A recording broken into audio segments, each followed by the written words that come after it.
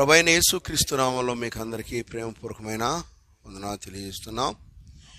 ఈరోజు మన వాక్యమునకు సహాయకరముగా ఆదికాండం 19వ అధ్యాయము 12వ వచనంలో, అప్పుడు ఆ మనుషులు లోతుతో, ఇక్కడ నీకు ఎవరున్నారు? నీ అల్లుని, నీ కుమారులను, నీ కుమార్తెలను, ఈ ఊరిలో నీకు కలిగిన వారిని అందరినీ వెలుపలకు తీసుకుని రమ్ము. ఈ అధ్యాయంలో మనకి లోతునకు కుమారులు ఉన్నట్లుగా కూడా కనబడుతుంది. పరిశుద్ధాత్ముడు మరి రాయించి ఉన్నాడు. అల్లుళ్ళ పేర్లు రాశాడు, కుమార్తెల పేర్లు రాశాడు, కుమారుల పేర్లు కూడా రాశాడు. మరి కుమారులు ఉన్నారేమో, వాళ్ళు ఊసు ఏమీ తెలియదు, అసలు ఉన్నట్లు కూడా తెలియదు. ఒకవేళ వాళ్ళు ఉండి లోకంలోనే, లోతు ఎలాగూ ఈ లోకానికి సొదొమ గొమొర్ర పట్టణాలకు వచ్చి అబ్రహామును విడిచిపెట్టి, ప్రార్థనను విడిచిపెట్టి, బలులను విడిచిపెట్టి, బలిపీఠాలను కట్టకుండా, దేవుని సహవాసం లేకుండా ఆయన నుంచి విడిపోయి వచ్చేటప్పటికి వారు బాలురుగా, చిన్నవారుగా ఉన్నారేమో.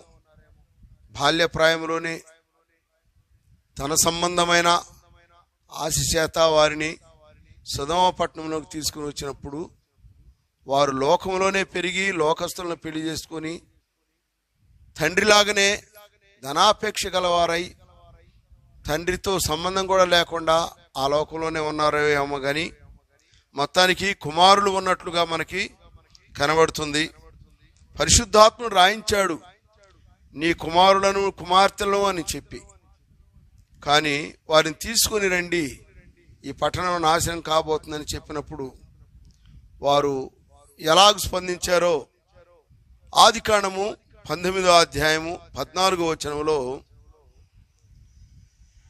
లోతు బయటికి వెళ్ళి తన కుమార్తెలను పెండ్లాడనై ఉన్న తన అల్లులతో మాట్లాడి, లెండి, ఈ చోటు విడిచిపెట్టి రండి, యెహోవా ఈ పట్టణమును నాశనము చేయబోతున్నాడని చెప్పాను. అయితే అతడు తన అల్లుల దృష్టికి ఎగతాళి చేయవాని వలె ఉండెను.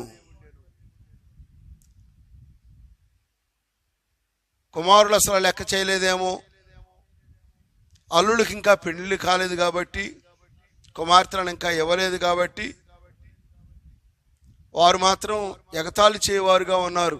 మాట్లాడేరే కానీ, పలకరిస్తే పలికేరే కానీ వచ్చినట్లుగా లేరు. వాళ్ళందరూ దృష్టిలో ఆయన చాలా చాలా హేళనాస్పదంగా ఉన్నాడు. అందువల్ల ఎవ్వరూ రాలా. ఒక్కసారి ఐగుప్తునకు లేక సొదొమ గొమొర్ర పట్టణాలకు తీసుకుని వచ్చినప్పుడు, అనగా లోకమునకు, పాపమునకు, శాపమునకు సాదృశ్యంగా ఉంచబడిన అలవాట్లకు వచ్చినప్పుడు వారిని మరలా తీసుకుని రావటం అసాధ్యంగా కనబడింది లోతుకి. అందుకే దేవదూతలు కూడా అన్నారు, నీకు ఇంకా ఎవరైనా ఉంటే తెచ్చుకో, తీసుకుని రమ్మని. కానీ వారి రానందువలన అతడు పొందిన అవమానాలను చూస్తున్నాం మనం. ఆదికాండము 19వ అధ్యాయము 18 నుంచి 20వ వచనం వరకు, ఇదిగో నీ కటాక్షము నీ దాసుని మీదకి వచ్చినది, నా ప్రాణము రక్షించుకునుటకు నీవు నా ఎడలను కనుపరిచిన నీ కృపను ఘనపరిచితివి. నేను ఆ పర్వతమునకు తప్పించుకొని పోలేను. ఈ కీడు నాకు సంభవించి చచ్చిపోదునేమో. ఇదిగో పారిపోవుటకు ఈ ఊరు సమీపములో ఉన్నది, అది చిన్నది, నన్ను అక్కడికి తప్పించుకొని పోనిమ్ము. అది చిన్నది కదా, నేను బ్రతుకుదునని చెప్పినప్పుడు లోతు దేవదూతలతో మాట్లాడుతున్న ఈ సంగతులు చూడండి. దేవుడు, మీరు ఎవరో రాలేదు నీ కుమారులు కానీ కుమార్తెలు కానీ, ఇక నీవు నీ కుమార్తెలను తీసుకొని వెంటనే బయలుదేరాలని వారికి ఆజ్ఞాపించినప్పుడు ఆ పర్వతమునకు వెళ్ళమని దేవుడు ముందుగానే చెప్పినప్పుడు లోతు ఆ పర్వతమునకు, అంటే దూరముగా ఉన్న పర్వతానికి వెళ్ళమని దేవుడు చెప్పాడు. అయితే లోతు ఒక చిన్న రిక్వెస్ట్ చేస్తున్నాడు.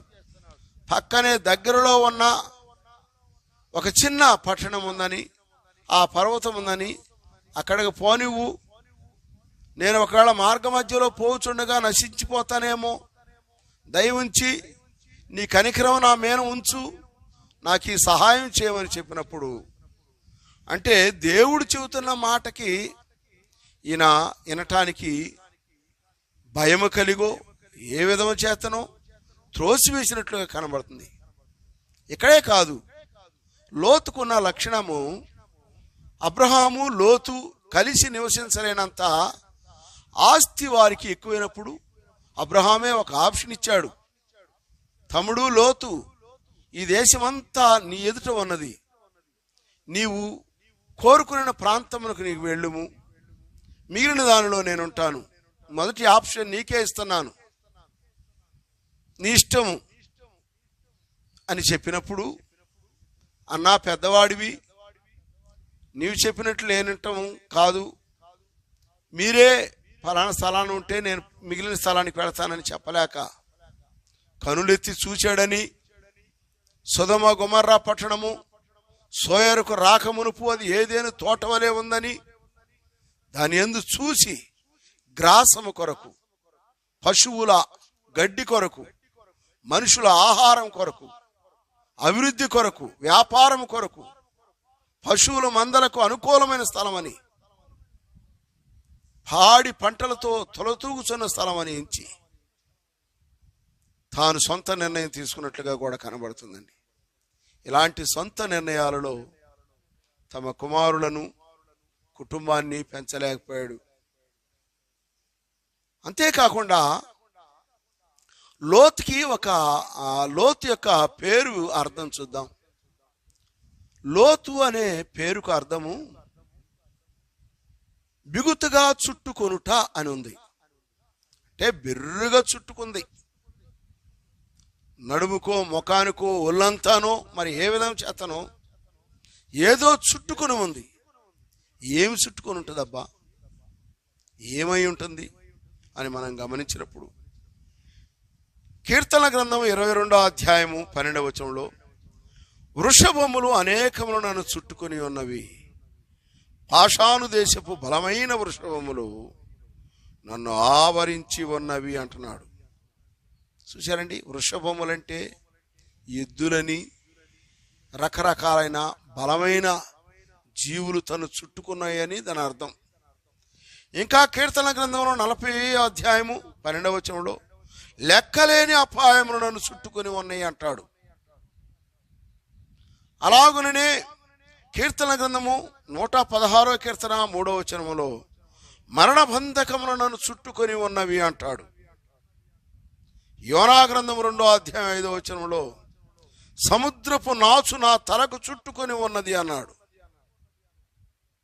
అలాగైతే లోతును ఏమి చుట్టుకున్నాయో, నష్టాలు, ఆపదలు, పాపములు, ఇవన్నీ మనుషులకు చుట్టుకుంటున్నాయని, చుట్టుకొని మనుషులని కబళించాయని, మొత్తేయని, నష్టపరిచేయగా కనబడుతున్నాయి చుట్టుకునేయన్ని. అయితే లోతుకి ఏమి చుట్టుకుందో, లోతుకి ధనాపేక్ష చుట్టుకుంది, ధనంపై వ్యామోహము చుట్టుకుంది, పశువులు, మందలు, ఆస్తి, అభివృద్ధి, వ్యాపారం అనే వ్యామోహము తనను చుట్టుకొని ఉన్నట్లుగా కనబడుతుందండి. ఆ కారణం చేత అబ్రహామునకు దూరమయ్యాడట్టు అని అయినట్లుగా మనం చూస్తున్నాం. అబ్రహామునకు దూరమై, ప్రార్థనకు దూరమై, బలులు అర్పించటం పోయి, బలిపీఠాలు కట్టడం పోయి, ఏమీ లేకుండా సమస్తమును మానుకొని ఒక అన్యులు దేవుని దృష్టిలో శాపం పొందిన వారు నివసించే ఆ ప్రాంతంలో తన భార్య బిడ్డలను చిన్న పిల్లలను తీసుకొని వచ్చి అతడు ఆ ప్రాంతంలోనే ఆ దేశంలోనే వారికి వివాహాలు చేశాడు. కాబట్టి వారు లోకంలో కలిసిపోయినారు. తండ్రికి సంబంధం లేకుండా కుమారులు కోడళ్ళు ఉన్నారేమో. కుమారుల గురించి రాయబడి ఉంది కాబట్టి, కుమార్తెలకు వివాహం కాలేదు కాబట్టి వారు యవ్వన ప్రాయంలో ఉన్నారు. నయోమి గనక మోయాబు దేశమునకు వచ్చి శాపగ్రస్తమైనదని దేవుడు ఆ దేశస్థులతోటి 10 తరాల వరకు మీరు కలవకూడదని, సంబంధములు పెట్టుకోకూడదని ఆజ్ఞ ఉండగా నయోమి ఎలిమెలెకు అనేవారు మోయాబు దేశమునకు వెళ్ళి అక్కడ చనిపోయినప్పుడు కూడా అంత నష్టాన్ని మనం చూస్తున్నాం. అలాగైతే లోతు కూడా తన ధన వ్యామోహము కొరకు లోనై, అంటే లోతు తన బిడ్డల యొక్క భవిష్యత్తు కంటే కూడా, బిడ్డల యొక్క పవిత్రత కంటే కూడా, వారి రక్షణ కంటే కూడా ధన వ్యామోహమునే ఎక్కువగా ప్రేమించినట్లుగా కనబడుతుంది. పైకి కనపడడు కానీ ఆయన గురించి నీతివంతుడనే రాయబడినట్టుగా మనం ఒక మాట చూస్తున్నాం కానీ తన కుటుంబాన్ని పాడు చేసుకున్న వైనము మనం చూస్తున్నాం. దేవదూతలను కాపాడే విషయంలో కూడా తన పురుషుడు ఎరగని కుమార్తెలను, యవ్వనంలో ఉన్న పిల్లలను, వివాహమునకు చేయవలసిన పిల్లలను వారు అపవిత్రతను పాడు చేయడానికి కూడా అప్పగించడానికి ఇష్టపడ్డట్టు కనబడుతున్నాం. అలాగైతే కుటుంబం పట్ల, పిల్లల పవిత్రత పట్ల, పిల్లల రక్షణ పట్ల లోతు ఏమాత్రమును చర్య తీసుకోలేదు, శ్రద్ధ తీసుకోలేదు. తనకి వారి యొక్క పవిత్రత జీవితం కంటే కూడా వ్యాపారమే ముఖ్యమైనట్టుగా కనబడుతున్నాడు. మరి అబ్రహాం ఎలా ఉన్నాడో చూద్దాం. ఆదికాండము 24వ అధ్యాయం 3వ వచనంలో, నేను ఎవరి మధ్య కాపురమున్నానో ఆ కనానీయుల కుమార్తెలలో ఒక దానిని నా కుమారునికి పెండ్లి చేయక అంటున్నాడు. నాకు ఒక్కడే కుమారుడండి. అబ్రహాము లోతు కంటే చాలా పెద్దవాడు, తండ్రి సమానుడు. అబ్రహాముతో ఉన్నప్పుడే లోతుకు పిల్లలు ఉన్నారేమో, చిన్నపిల్లలుగా ఉన్నారు, బాల్యప్రాయంలో ఉన్నారు. ధన వ్యామోహం వలన, వ్యాపారం యొక్క అవసరతల వలన లోతు అబ్రహామును విడిచిపెట్టినప్పుడు వారు బాల్యప్రాయంలో ఉన్నట్లుగానే కనబడుతుంది మనకి. ఆ పిల్లలను, ఆ కుటుంబాన్ని లోతు పాడు చేసుకున్నాడు. అదే అబ్రహాముతోనే ఉన్నట్లయితే, అబ్రహాము చానాళ్లకు వాగ్దాన కుమారుడైన ఇస్సాకు పుట్టినప్పుడు ఇస్సాకు వివాహ విషయంలో నేను నివసిస్తున్న ఈ ప్రాంతపు కనాను పిల్లలలో ఏ ఒక్కరిని నా కుమారునికి వివాహము చేయకూడదు అని తన దాసుడైన ఎలియాజరుతో చెప్పి తన బంధువుల యొద్దకు పంపి రెబ్కాను తెప్పించి పెండ్లి చేసినట్లుగా చూస్తామండి. ఈ ప్రత్యేకత లోతులో లేదు. పాపములో మిళితమైపోయాడు, పాపుల మధ్య. ఎఫెసీయులకు రాసిన పత్రికలో రాయబడి ఉన్న సంగతి 6వ అధ్యాయము 4వ వచనంలో, తండ్రులారా మీ పిల్లలకు కోపము రేపక ప్రభు యొక్క శిక్షలోను బోధలోను వారిని పెంచుడి. ఒకవేళ నిజంగా వాళ్ళు మొదటి నుంచి బాగా వయసు వచ్చిందాక ఆత్మీయమైన జీవితంలో పెంచబడినట్లయితే లోతు చేస్తున్న పనికి కోప్పడేవాళ్ళు. మమ్మల్ని నాన్న ఎందుకు ఇలాగ పాడు చేస్తున్నావు, ఎందుకు నాకు లోకస్తులతో మాకు వివాహం చేస్తున్నావు అని లోతును అడిగేవాళ్ళేమో. వారు బాల్యప్రాయంలో నుంచే లోకంలోనికి, పాపంలోనికి వచ్చారు కాబట్టి ఆ భక్తి జీవితం వారికి ఎరగనందువలన ఉన్నారేమో. అందుకనే పిల్లలకు కోపం రాలేదు. తండ్రులారా, మీ పిల్లలకు కోపం రేపక. ఏ విషయంలోనూ? భక్తి విషయంలో, ప్రభు యొక్క బోధలోను శిక్షలోను వారిని పెంచాలి. వారిని ఆ స్థితిలో పెంచాల్సింది. ఒకటి లోతు బాల్యప్రాయంలోనే అబ్రహాము సహవాసం నుంచి వేరు చేసి దేవుని శిక్షకు లోనైన సొదొమ గొమొర్రా పట్టణస్థులతో కలిపి ఉన్నాడు. పాపంలోకి తీసుకుని రావటం సులభమే గాని పిల్లలను పాపంలో నుంచి మరలా పవిత్రతలోనికి, రక్షణలోనికి తీసుకుని రావటము లోతుకు అసాధ్యమైన కార్యమైందండి. సామెతల గ్రంథం 22వ అధ్యాయం 6వ వచనంలో, బాలుడు నడవలసిన త్రోవను వానికి నేర్పము, వాడు పెద్దవాడైనప్పుడు దాని నుండి తొలగిపోడు. బాల్యప్రాయంలోనే నేర్పాలంటండి. చిన్నతనంలోనే నేర్పాలి. చిన్నతనంలో నేర్పినవి వాడు పెద్దవాడైనప్పుడు తొలగిపోడు అని చెబుతున్నాడు. ఆ చిన్నతనంలోనే లోతు తన చిన్న ఆయనైన అబ్రహాము సహవాసం నుంచి తీసుకుని వచ్చాడు. పిల్లలను తాను పాడు చేస్తున్నానన్న సంగతి తాను గ్రహించకపోగా తనతో పాటు తన యొక్క సంతానాన్ని, కుటుంబాన్ని కూడా అన్యుల సహవాసంలో శాపగ్రస్తుల మధ్య నివాసం ఏర్పాటు చేసుకుని, ప్రత్యేక జీవితం ఏమీ లేదండి. బలి లేదు, ప్రార్థన లేదు, బలిపీఠాలు కట్టలేదు, మరి ఏ కార్యము లేదండి. సహవాసం లేదు. వారితో ఏకీభవించి రాజీ పడ్డాడు. అందుకే ఆయన అంత నష్టాన్ని కోల్పోయి కుటుంబాన్ని కూడా పతనం చేసుకున్నవాడుగా కనబడుతుందండి. ఈనాడు మరి నీవెలా ఉన్నావో, నేను ఎలా ఉన్నాను, మన కుటుంబాలు, మన పిల్లలనైనా లోకంలోనికి, పాపంలోనికి అలవాటు చేస్తున్నామా? వారికి చదువు అలవాట? చదువు కోసం లక్షల కోట్లు పెడుతున్నాం, వారికి సంపాదన కల్పిస్తున్నాం. అన్నా, దేనికన్నా మీరు ఇంతగా సంపాదిస్తున్నారంటే మా బిడ్డల కోసం అన్నారు, మా బిడ్డల భవిష్యత్తు కోసం ఇలాగ సంపాదిస్తున్నాం అన్నారు. చూశారండి, బిడ్డలను పవిత్రంగా పెంచకపోయేకి బిడ్డలు లేరు, వారు సంపాదించిన ఆస్తి లేదు. ఇంక దేనికోసం సంపాదించారు?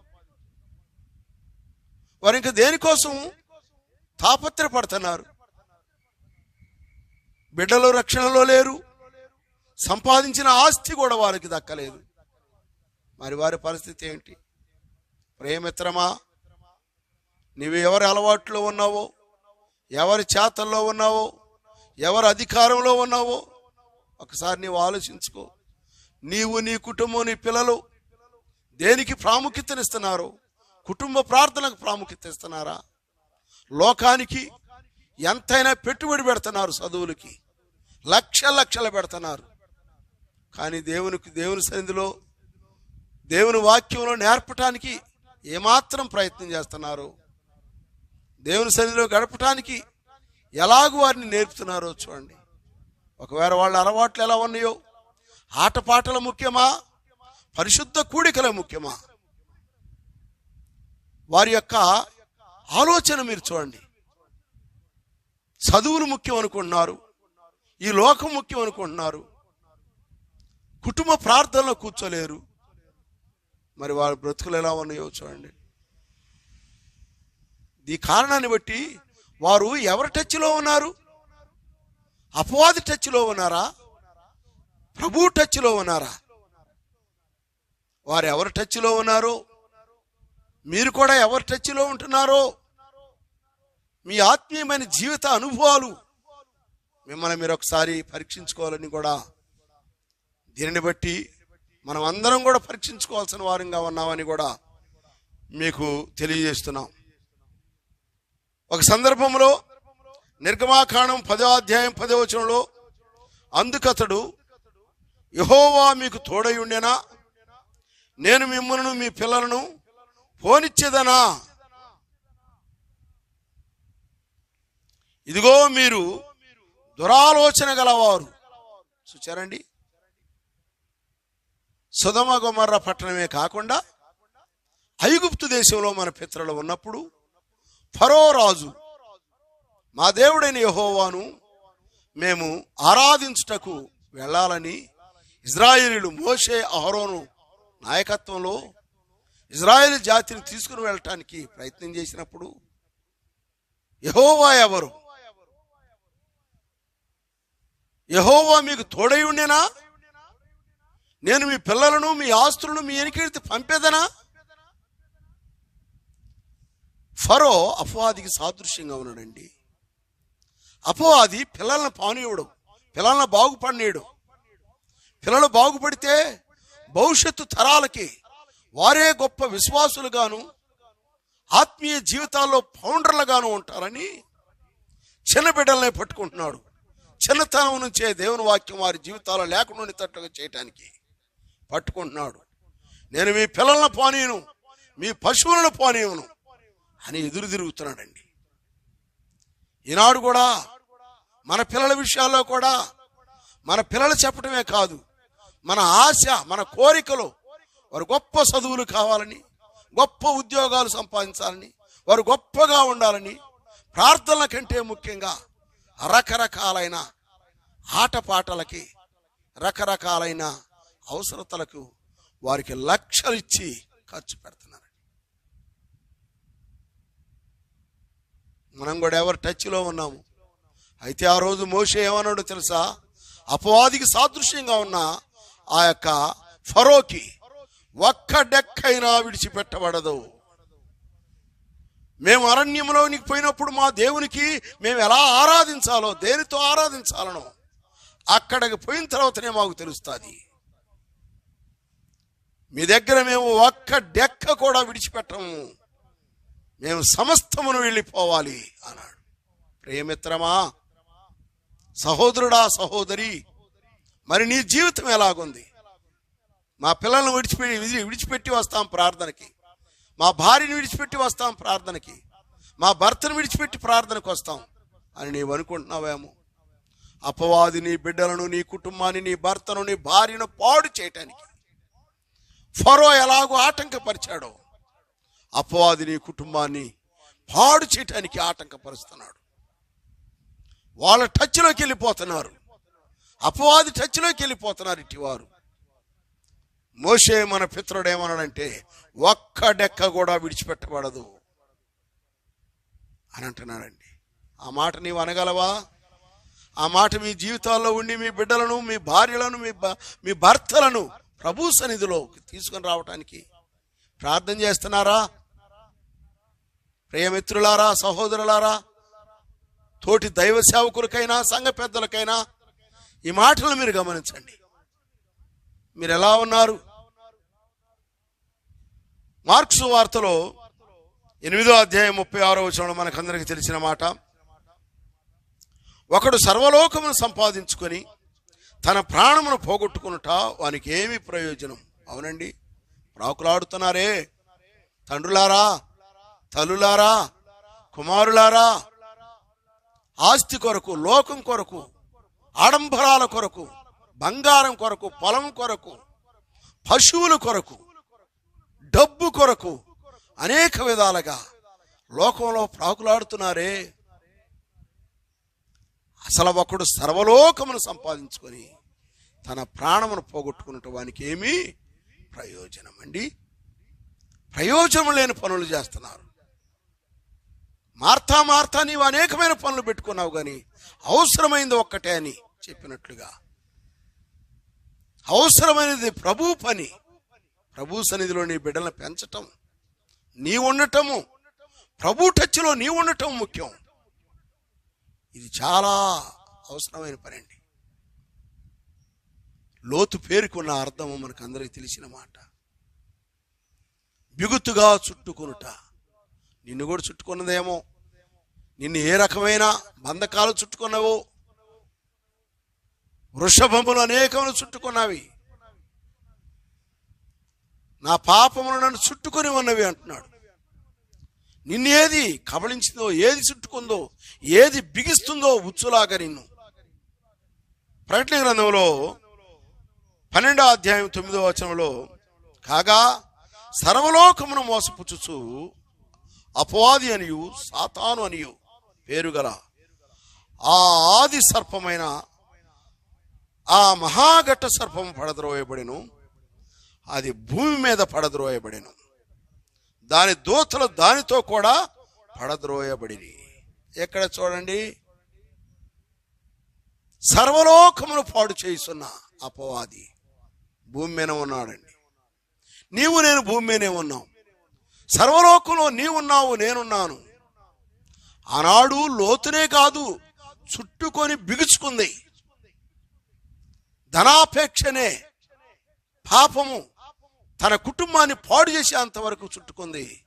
లోతునే కాదు, ఈనాడు సర్వలోకమును మోసపుచ్చడానికి అపవాది వచ్చి ఉన్నాడంటే, నీవు కూడా లోకంలో ఉన్నావంటే నీవేవి ఉచ్చులో చిక్కున్నావో, ఏది నిన్ను బిగుస్తుందో, దేవునికి వేరుగా లోకానికి దగ్గరగా నిన్ను ఏ అలవాటు చేస్తుందో, ఏ ఉచ్చు నిన్ను బిగుసుకుందో తెలియదు. నీవు కూడా ఉన్నావు సుమా. నీవు సాతాను టచ్లో ఉన్నావు. ఎందుకంటే వాడు సర్వలోకమును మోసం చేస్తున్నాడు. అట్టివారి మోసంలో నీవు కూడా ఉన్నావు. వాడు టచ్లో ఉన్నావు సుమా. నీవు, నీ కుటుంబం, నీ బిడ్డలు ఉన్నారు. వాడు నిన్ను కబళిస్తున్నాడు. ప్రేమిత్రులారా, మీకు ఒక ఆలోచన. నీవు సాతాను టచ్లో ఉన్నావా, దేవుని టచ్లో ఉన్నావా అని తెలుసుకోవాలంటే నీకు ఒకే ఒక ఆలోచన. ఎవరిని అడిగితే తెలుస్తుందండి? సోదిగాండ్రని అడిగితే చెబుతారా? సైంటిస్టులను అడిగితే చెబుతారా? పాస్టర్లను అడిగితే చెబుతారా? జ్ఞానులను అడిగితే చెబుతారా? శకునిగాండ్రలను అడిగితే చెబుతారా? ఈ లోకంలో మేధావులను అడిగితే చెబుతారా? ఎవరు చెబుతారండి మన పరిస్థితిని? దేవుణ్ణి అడిగితే అనుకుంటాం మనం, అయ్యా నేను ఎవరు టచ్లో ఉన్నాను, ఎవరు చెప్పినట్లుగా చేస్తున్నాను, నా బ్రతికి ఎలా ఉంది, నేను అపవాది చేతుల్లో ఉన్నానా, దేవుని చేతుల్లో ఉన్నానా అని నిన్ను నువ్వు తెలుసుకోవాలనుకుంటే ఒకే ఒక్క మార్గం అండి. నీ అలవాట్లు, నీ ఆలోచనలు, నీ ప్రవర్తన ఇవన్నీ దేవునికి అనుకూలంగా ఉన్నాయా, అపవాదికి అనుకూలంగా ఉన్నాయా అని నువ్వు ఆలోచించుకుంటే చాలు. అపవాదికి అనుకూలమైన ఏమిటి, దేవునికి అనుకూలమైన ఏమిటి తెలియాలంటే నీవు బైబిల్ చదవాలి, ప్రభు దగ్గరికి రావాలి, ప్రభువులో నేర్చుకోవాలి. అప్పుడు నీకు అపవాది శాస్త్రాలు ఏమిటియో అర్థమవుతాయి, అపవాదికి ఇష్టమైన ఏంటియో అర్థమవుతాయి, దేవునికి ఇష్టమైన ఏంటియో అర్థమవుతాయి. అప్పుడు నీ బ్రతుకులో ఉన్న వాటిని అన్నింటిని ఒకసారి బేరీజ్ చేసుకో. నీ అలవాట్లు, నీ క్రమం, నీ ఆలోచన, నీ ప్రవర్తన దేవునికి అనుకూలంగా ఉన్నాయా, అపవాదికి అనుకూలంగా ఉన్నాయా? అప్పుడు నీకే అర్థమైంది ఎవరికి ఎక్కువ పడతాయో. ఈ అలవాటు దేవుడిది, ఈ అలవాటు సాతానికి సంబంధించింది అని నీ బ్రతుకులో ఉన్న వాటన్నిటినీ బేరీ చేసుకొని వేసినప్పుడు లెక్కేస్తే ఎవరికి ఎక్కువ ఉన్నాయో, అపవాది చేష్టాలు ఎక్కువ ఉన్నాయో, దేవుడికి ఇష్టమైన అలవాట్లు ఎక్కువగా ఉన్నాయో నీకే అర్థమైంది. అప్పుడు నీకు అర్థమైనప్పుడు ఒకవేళ అపవాదికి సంబంధించిన ఎక్కువ ఉంటే, అయ్యో నేను అపవాది టచ్లో ఉన్నాను అని నీకు అర్థమైంది. ఒకవేళ దేవుని యొక్క అలవాట్లు నీ జీవితంలో ఎక్కువగా ఉంటే, దేవుని ఇష్టమైన కోరికలు, నీవు దేవుని టచ్లో ఉన్నావు. దేవుని స్తోత్రం, ఇంకా బలపడతావు. బలపడు. ఒకవేళ అపవాది టచ్లో నీవు ఉన్నావని నీకు అర్థమైతే వెంటనే ప్రభువుని మోకరించు. ప్రభువా, నా పరిస్థితి ఇలా ఉందని నన్ను మార్చయ్యా అని అడిగి తెలుసుకో. ఇప్పుడైనా ప్రభు రాలేదు, ఈ లోకాన్ని నువ్వు సాధించలేదు. ఇదే మిక్కిలి అనుకూల సమయము, ఇదే రక్షణ దినము. ఇంత గొప్ప రక్షణను నిర్లక్ష్యం చేసిన ఎడల ఎలాగు తప్పించుకుందు? అందరికీ ఈ మాటలు అవసరం అండి. బోధకులకు, పెద్దలకు, విశ్వాసులకు, లోకంలో ఉన్న వారికి కూడా అవసరమైనవి. ఈ మాటలను గ్రహించి మీ జీవితాలకు మేలు తెచ్చుకోవాలని, లోతు వలె ఉండకుండా, లోతు వలె తమ కుటుంబాన్ని పతనం చేసుకోకుండా, మీరు మీ కుటుంబాలను పాడు చేసుకోకూడదని, దేవుడు ఉన్నతమైన పిలుపునకు, ఆయన రాజ్యానికి మీరు మీ కుటుంబాలు హక్కుదారులు కావాలని ప్రేమపూర్వకంగా మనవి చేస్తూ దేవుడి మాటలు మన కోసం దీవించినట్లుగా ప్రార్థన చేసుకుందాం. మహాపరిశుద్ధుడు అయిన మా ప్రియ పరలోకపు తండ్రి, మీ మిత్రులైన ప్రేమకు స్తోత్రాలు, వందనాలు చెల్లిస్తున్నాం. దయచేత కృపచేత నా ప్రభావ మీరు అందించిన ఈ మాటలను దీవించండి. దూరం నుండి దగ్గర నుంచి యూట్యూబ్ ద్వారా ఆలకిస్తున్న వారిని కూడా మీరు కనికరించండి.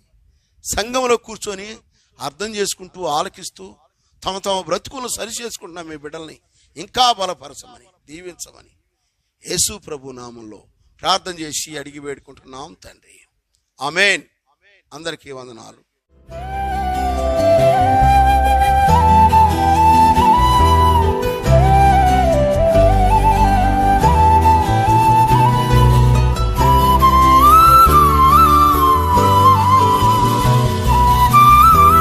Our address, Bethel Prayer Hall, Christian Brethren Assembly, NSP Colony, Kurichedu, Prakasham District, Andhra Pradesh, 523304.